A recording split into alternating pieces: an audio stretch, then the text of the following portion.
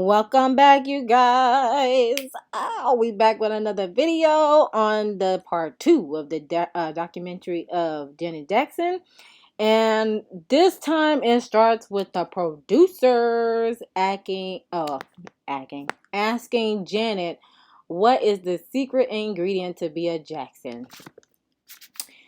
And she didn't have an answer for that because Jackson is a common name, y'all. It is a common name.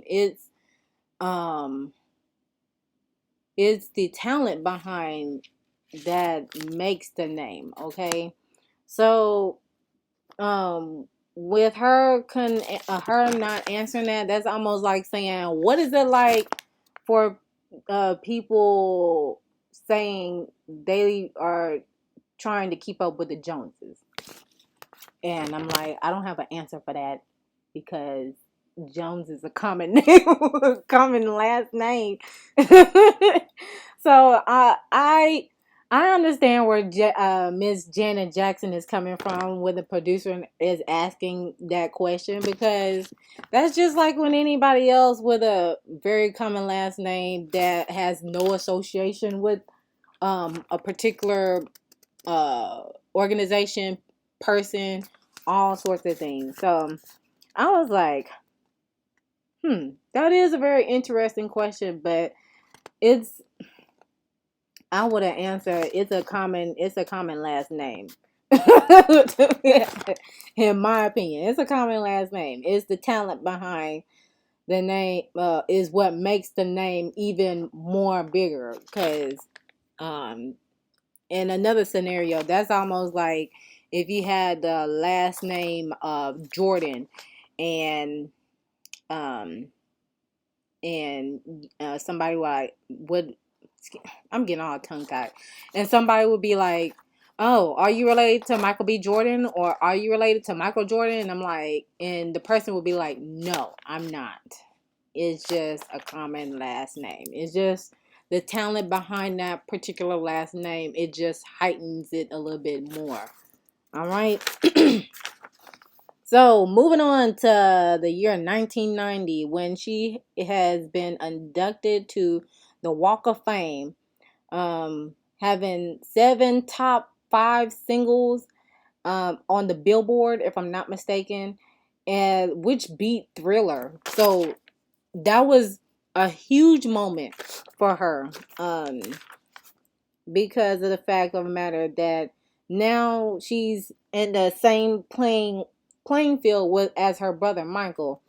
And however, it was not a war between each other, and that's what the industry has I would say is guilty about doing when it comes to either siblings or family members joining in the same industry. And it's not just the music industry that does that. All industries be doing that as well. They compare you to your sibling or a loved one that has the same last name or the same that has a high statue or even a low statue. And of course, it's like guilty by association, which I'm going to talk about that later on when that point come across. So I thought that was interesting. And as a result from doing that, the bidding wars for her to be signed to like a record label, it increased. And let there be increase, okay? Because now she was considered the highest paid recording artist. And therefore she went on ahead and signed with Virgin Records in the UK and in United Kingdom area, Britain. So I thought that was dope. From part 2 of the documentary, what have I learned from this portion and my take on it? Okay, the highlights are creative expression. Have you noticed how many times I mentioned the word creative? I cannot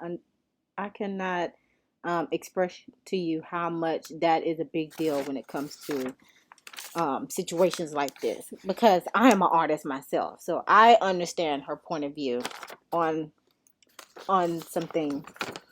Um, Another highlight: couples working together in business. Yikes! Oh, um, being guilty by association slash support. The shift. Self discovery, self examination. Let's see. What else? The realization and suffering privately, a relationship with Jermaine, the Super Bowl controversy, the death of being famous, pregnant at 50, finally getting her flowers, and of course, the conclusion. And the conclusion, I wrote something out and then I didn't finish it. See, eh, I'm kind of all over the place, but I'm getting there, y'all. Yeah, bear with me. All right, on the creative expression part, this is where Janet's character this is when Janet um, gets into the acting role of poetic justice, and she stated there were similarities between her and the character that she was playing, because the character that she was playing, she expresses herself in poetry, just like she, as Janet, expresses herself through music, and music is poetry, whether it's rhyming or not. So I thought that was a good little sentiment there. Let's see. Renee was using Janet as her muse. Now, we do have to thank Renee on having the blogging never never never seen before clips or video footages. So he was like blogging then before blogging became what it is now. So we appreciate Renee when it came to that portion, because after then, that's when he started drifting off and doing some things that was not in his best interest, and then which led her to call it off, which was unfortunate. But of course, um, now that he was making a name for himself, far as like the creative wise and choreography wise, I'm pretty sure he had some take on the choreography as well. Even if it was like the little um like the countdown 5 4 3 2 1, that was his juggler there on the control song. So no, that was in the Rhythm Nation, excuse me, Rhythm Nation song on the countdown. So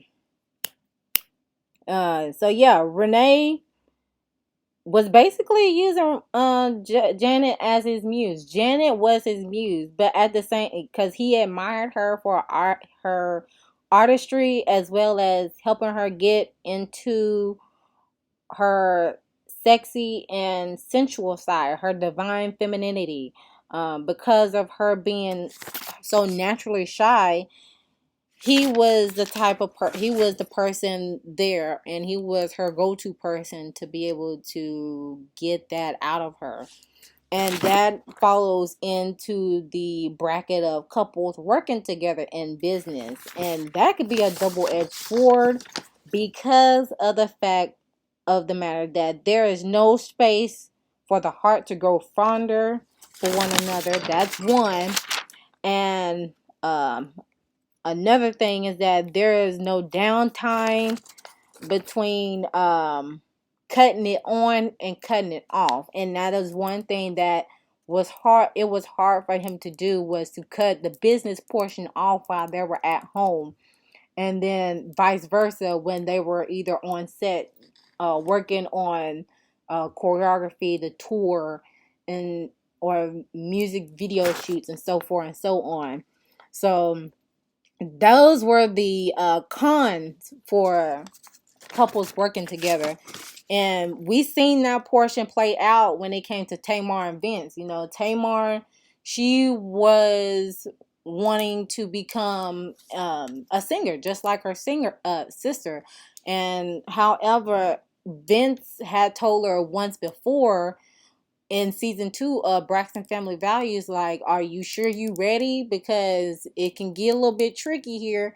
And that's what he was trying to tell her then, because he was the type of person that he can make you a superstar, but at the same time, he just wanted her to focus.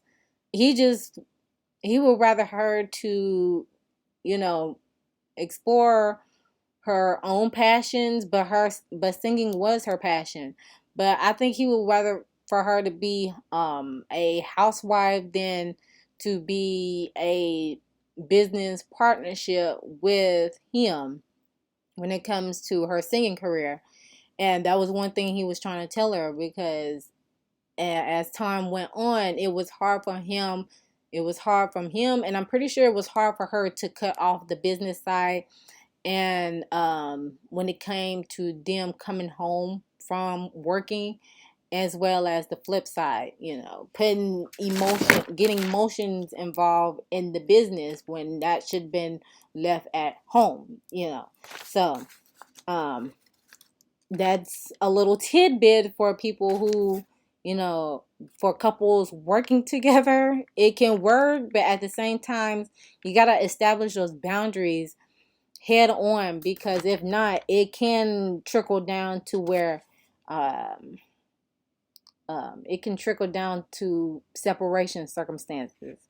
And however, the pros when it comes to working together as a couple is that of course, you're working together, and uh, both of you all can bring the best out of each other, and that's what they did.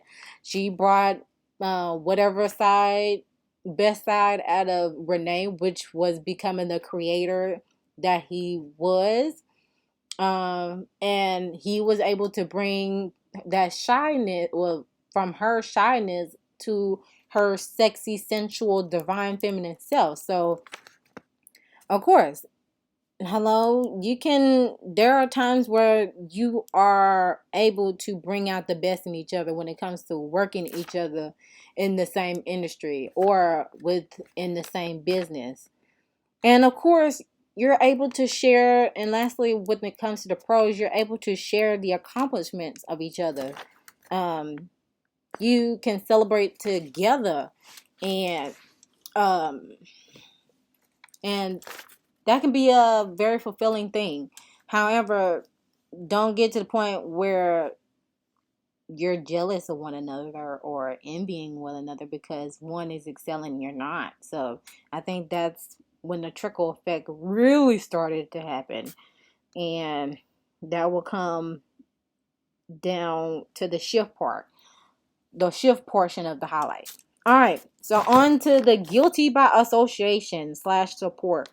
And this is this is a highlight when the allegations between Michael had came out, and he was already the spokesperson for Pepsi. However, Janet, she was on the path of being the spokesperson or gaining the sponsorship of Coke. However, Coca-Cola. Sorry, y'all. That was me drinking some flavored water and cranberry juice so I can keep my mouth from getting dry from talking so much. But she was on the road to getting sponsorship from Coca-Cola. So that I thought that would have been very interesting. The brother doing Pepsi sponsorships and she's doing Coca-Cola sponsorships. See, that was another tactic right there. The Pepsi against the Coca-Cola, two heavy honchos. That hello, the signs are there. However, she had got dropped from that because of her showing her for her being a sister to her brother Michael, and they felt, and of course that's like guilty by association. Even when people don't have all the facts, it's just like whatever happened to getting all the facts before you bring the verdict upon. Instead of just, but they were looking at it as a business standpoint. They don't want no smoke. They don't want no drift. They want to remain clean as possible, and so forth and so on. So that portion right there affected her career due to the fact that she was being a sister to her brother, supporting him on something that was detrimental, um and which caused, I'm pretty sure that caused a shift within himself as well, because he was a mega pop star. I mean, he was the king of pop, still is the king of pop. And the fact that these allegations came about, it was really putting a damper on his self-esteem, as well as his career. And the trickle effect was happening amongst the family as well on whatever endeavors that they were happening as well, because remember, they always grew up as a tight-knit family. And due to the fact that these circumstances are happening, it's like it's like slowly dividing and conquering amongst them. So I thought that was very interesting. And that is when Michael had asked her to do a duet. And of course, that's when we come across the great video of Scream. Okay. I'm getting a little groove on. Stop pressuring me. Hey. Okay. That song right there. That was wholeheartedly, in my opinion, you can take it how you see it. Wholeheartedly, in my opinion, when he asked her to do that song with them, that was like them still being in unity, that you're not gonna break us, as well as a sign from him. That was a warning sign from him that y'all really need to cut it out, because y'all really making him, I mean, just go back and listen to the lyrics. Go back and look at the lyrics, and it will tell you. I mean, even when they was putting the lyrics together, putting the choruses, the bridges, the bars, the right melodies together at his apartment in New York, even then, the words that they were merging together, or revamping it, hello, that is a form of creative expression. He was getting fed up at the time because of this circumstances that he was in at the time. So um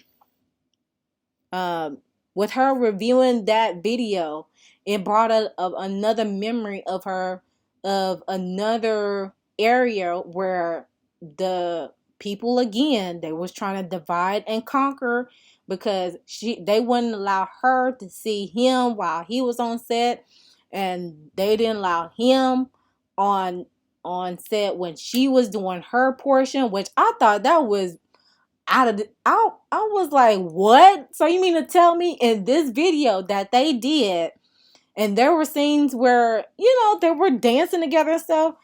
I was like, so they wasn't dancing together?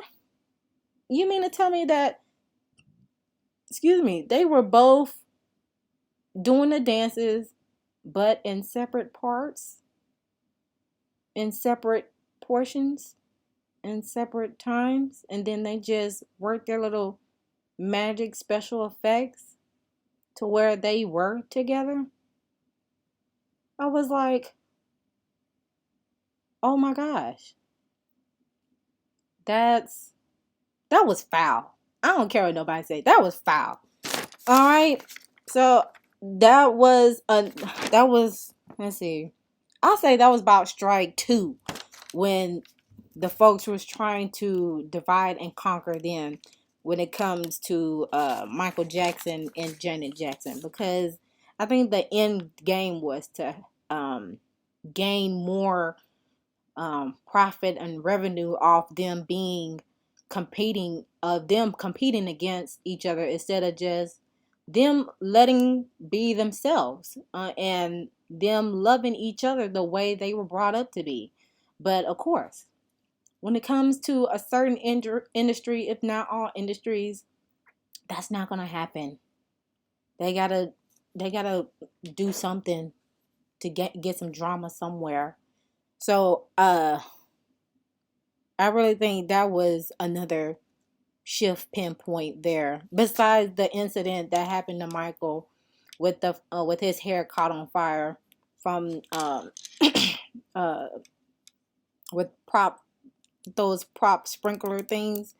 So yeah, I thought that was very interesting. That was very eye opening for me. I was like, dang, you mean the scene that they was dancing with each other? They were really not dancing with each other? What? That don't make any sense. But overall, it was a good video. I like that song because in place it's still true and true today. Okay. And then also another breakdown was the meeting where with the Jackson 5 brothers and Janet, because they were getting ready to schedule for a tour. I wasn't for sure it was a farewell tour or like an anniversary of their group or something. But Janet had mentioned that she didn't mind opening up the being an opener for them. However, there was like, and she stated that there was like little resistance from Michael because and due to the fact it was mainly his entourage that was being a little resistant about it, because of course he was the king of pop. So it felt like the king of pop shouldn't go back and continue to look forward in some sorts. So that was another divide and conquer moment. I think that was strike three then. I truly honestly think that that was like the last straw when it comes to divide and conquer. Uh, divide and conquering the Jackson family, mainly between Jackson and excuse me, Michael and Janet, because of course the environment that they grew up in, that they will always stick by each other and support one another whether they were right or wrong, because of course that's what family does until otherwise. Okay, so we're gonna move on to the shift where Renee starts to be you know, a little controlling and doing some things that are not in his best interest when it comes to Janet, which is substance abuse and because he was losing his grip on Janet. Janet was becoming bigger and bigger, and he was indulging in a lot more things that he was not supposed to be indulging in. So of course Janet had peeped that out, and of course that's when she had to let him go. And I thought this was definitely a self-discovery, self-examining moment, especially with the red not the red velvet. I'm thinking about a red velvet cake right now, y'all. Why? But the velvet rope tour, that was considered a self-discovery, self-examination point for her, because of the fact of the matter that, she was going through some things with Renee, and she was excelling more and more in her career, and that's when she had to let him go and get a new choreographer, bring on another choreographer, and um that's when, and her and this choreographer became really good friends, because of the fact of the matter that she has stated early on in the beginning of the documentary that she doesn't have that many genuine friends, because she can't, you know, she doesn't know people's motives until after the fact. So due to the fact that this person had catched her vibe then when they was at a restaurant and asked her, Janet, are you okay? That was when she knew that that person was genuinely asking what is going on, because She was basically suffering in silence. And that is something that a lot of people definitely doesn't need to do when it comes to going through something. You got to tell somebody something, or else if something does happen, knock on wood, that um you know people won't be left surprised. Okay, so she also stated that she is an emotional eater when stressed. Um, that and when she said that, I consider that being a shadow side. And she said it started at the age of 10 years old when she played Penny on Good Times. And the divorcing of Renee was difficult as well, so that added more to her stress. And suffering privately, this is when she had her realization. This is the realization point, and coming to terms that, when she was dealing with men from her father till now that was trying to control her. And this is why I called this documentary that she did a self-discovery documentary, more than just her releasing all her tea and the scandal and disbarring all the scandals and stuff like that, because there are points within this documentary that I hope you all realize that she was actually doing the work. She was doing the work and becoming aware of the situations and the places that she was interacting with. And she was making those adjustments accordingly so she can be able to still be the genuine person that she has always been. I'm pretty sure she had her moments where she was not so nice and all that other stuff. But at the same time, her true nature is genuine and is being a genuine person. Okay, so yeah, I'm glad she pointed that out, because that was like, that's an aha moment. That's the realization point.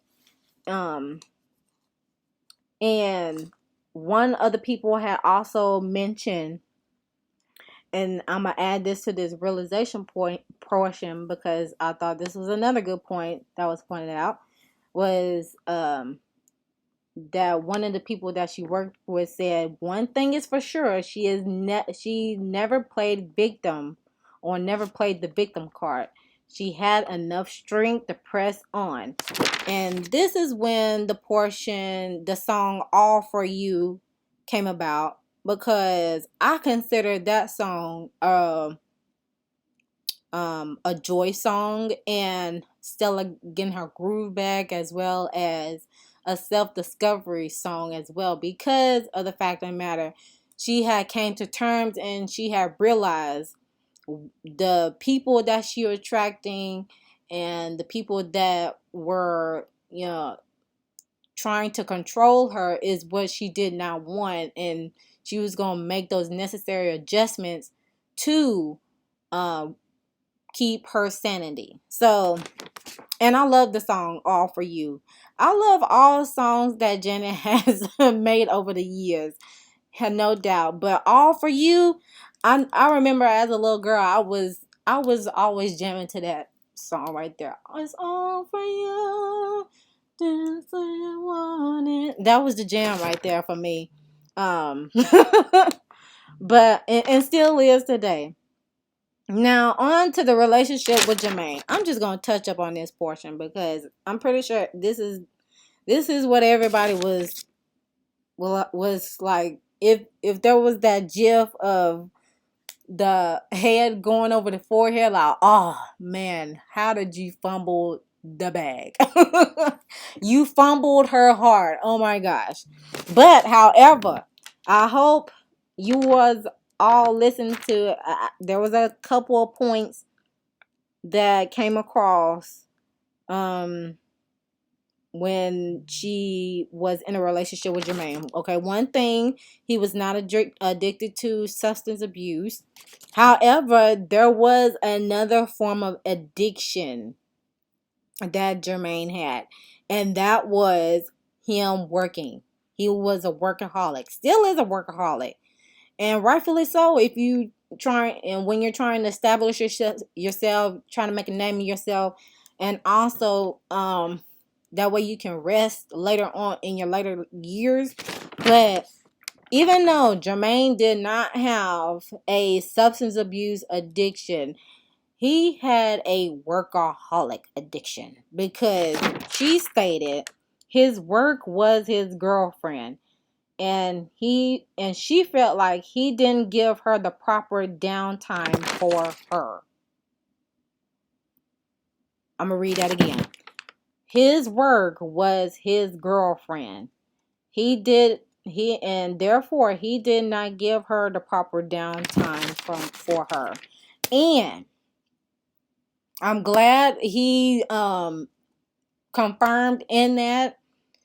And I'm glad she said that, because nowadays there is a lot of that going on, where people would put their career over people, rightfully so, because you're trying to get the bag, you're trying to make the money, and you're trying to make it to where you can rest in your later years. However, you will be missing the points, the smaller things in life, the living in the moment times when you're in that type of position.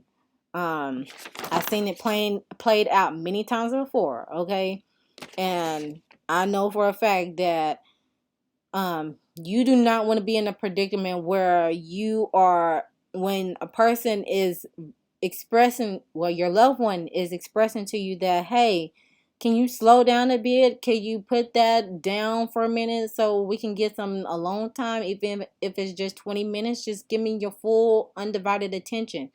And she didn't get that. And one thing Jermaine did say, that even though he was with Janet, there was women still, when he was with Janet, more women was attracted to him. And I'm like, why are women and men as well, why are people attracted to other people that are not available to them? Why do you do that to yourselves? Why can't y'all just wait till the person come available and then go after the person? You have to always invade somebody's space, and that just really irked me there. I'm like, why do people do that? And I guess it just brings out another a characteristic aspect to them. Like, and he also said that the women that were coming to him to get with him, they were trying to compare themselves to Janet, like they were what's the word? They were like being chameleons into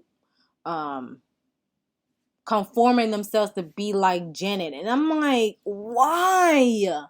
Why do y'all do that to yourselves? Stop it. If a person is not available to you, please find another person. That is annoying as hell. Find another person. But you could tell they truly loved each other, and she was at the happiest of her life when it comes to relationship wise.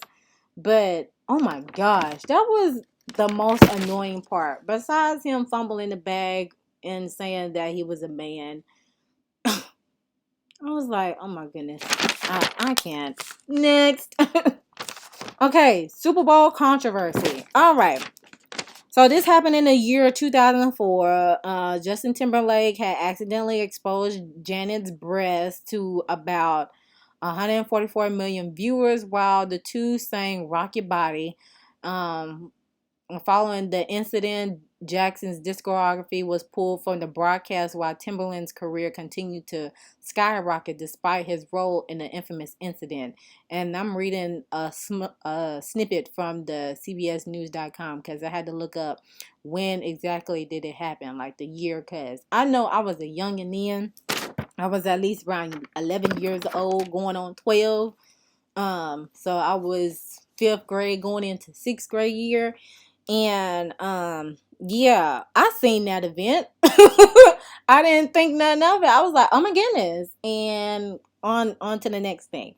However, within this documentary, it was a low key anti, no, it wasn't low key, it was high key. An anti Janet movement, blackballed from any type of gigs, musically, acting wise, you name it. She was like X'd out for a long periodically time.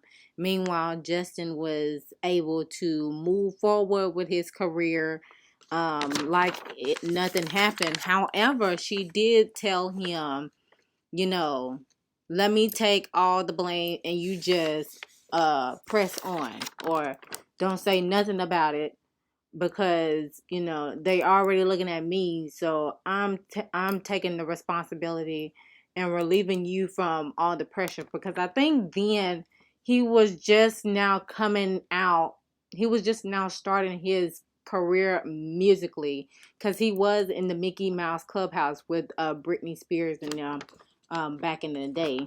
So I think musical wise, he was like a newbie in that realm, doing it independent, well, not independently, but going mainstream with music. However, there was a blessing in disguise when Tyler Perry made grace his presence on our screen when it comes to the Why Did I Get Married film of 1 and 2. Of course, he have done numerous of plays before, and I haven't got introduced to Tyler Perry until I moved to Mississippi, and that was around 2005, I think. 2004, 2005, because that was like the same year that the Super Bowl incident happened. So I didn't get introduced to Medea and slash Tyler Perry until I was like 11 slash 12 years old, when I went to one of my um my my stepsister's house. And what I mean by stepsisters, I used to be in a youth auxiliary with a Greek organization at the time. So yeah, he started filming Why Did I Get Married 1 and 2, and he thought of her each time he wrote the script out. So I thought that was great that he has allowed, that he has made it a point to let Janet grace the screens again with her presence. And Why Did I Get Married 1 and 2, because she did an excellent job in there. And if I could recall, during the filming, if I could recall, having, because I believe I still have the DVD of Why Did I Get Married 2, that's when Michael had passed away around that time.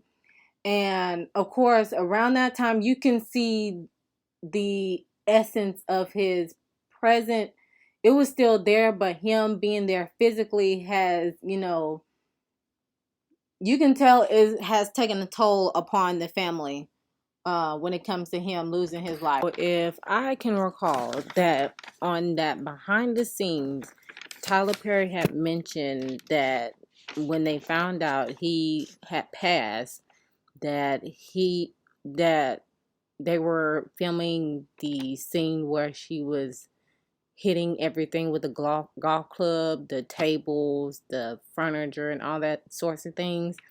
And he actually stated that he just allowed her to do her own thing, whether it was on script or impromptu. But you can tell within that scene where the guys were trying to get everything out the house before she came back, because she had changed the locks.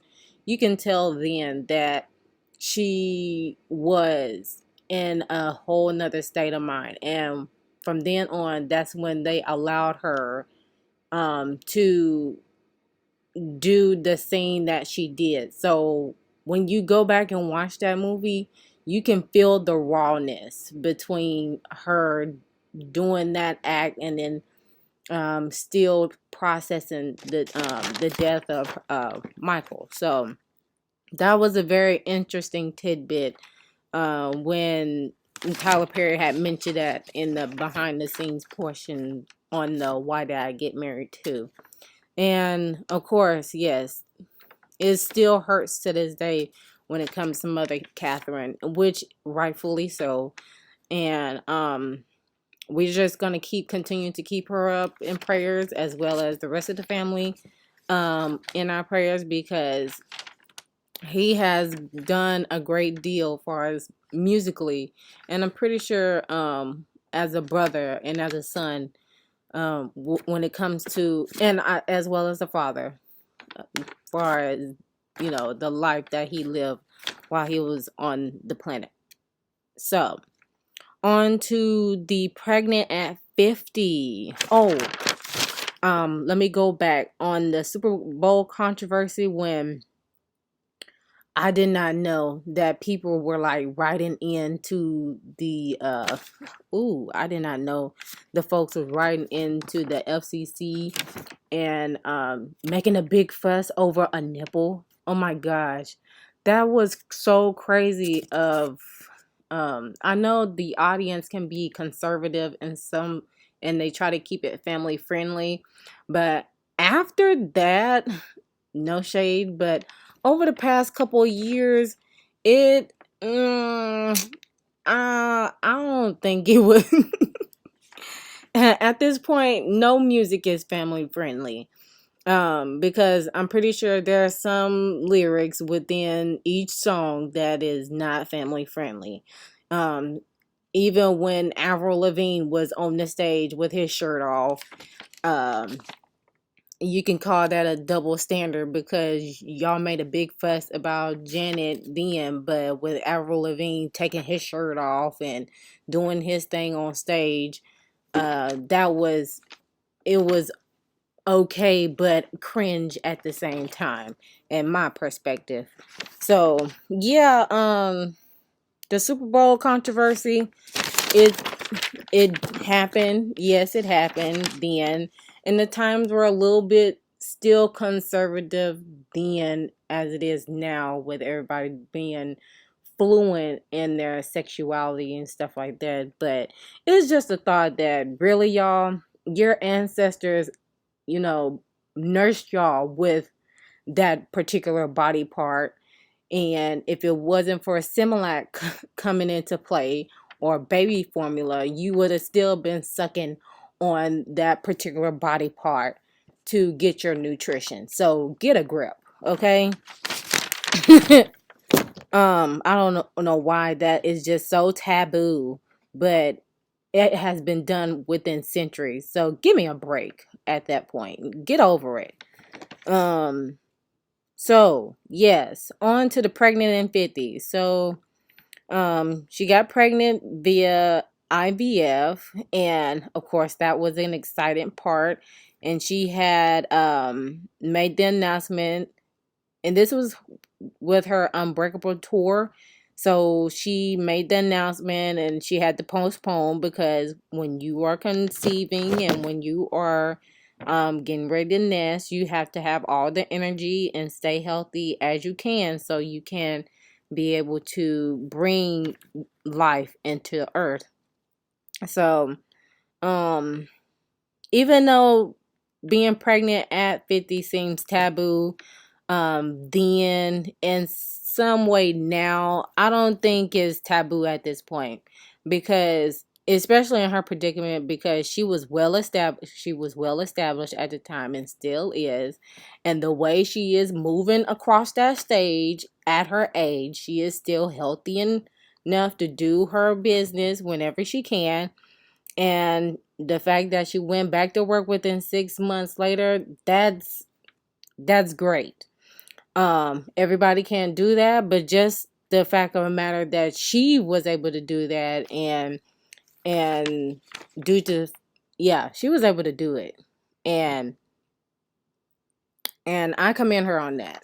And it seems like then that was the that's when she started lightening up a little bit more, was when she was talking about being pregnant, now being a mother, and how she is caring for a little one now, and the joy that the little one is bringing to her. So I shouts out to Miss Janet on that. I commend her.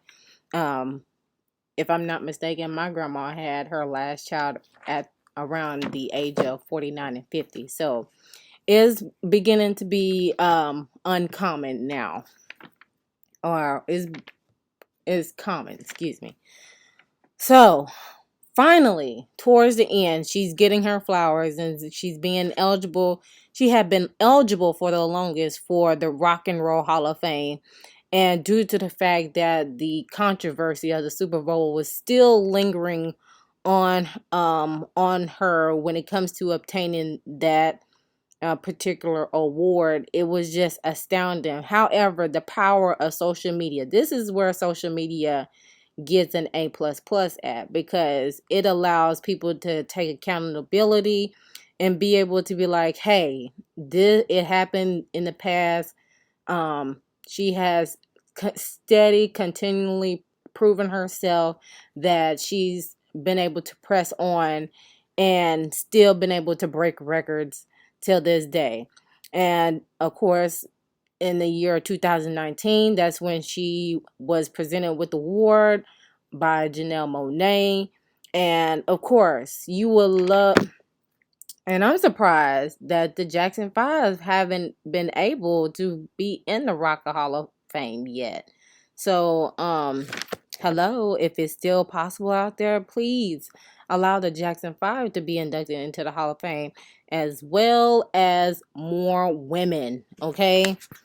So yeah, in conclusion, overall, the documentary, well done, Miss Janet.